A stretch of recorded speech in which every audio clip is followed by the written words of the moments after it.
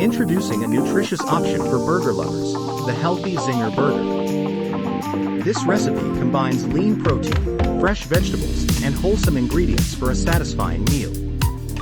Begin by gathering the following ingredients: 500 grams of lean chicken breast, 1 teaspoon of paprika, 1 teaspoon of garlic powder, 1 teaspoon of onion powder, half a teaspoon of cayenne pepper, salt, and black pepper to taste.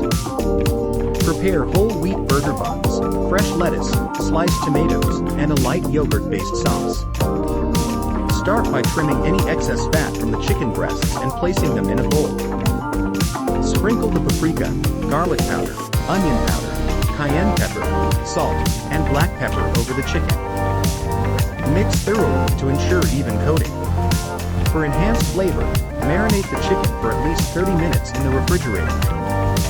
Preheat a grill or non-stick skillet over medium heat. Once heated, place the marinated chicken breasts on the grill or skillet.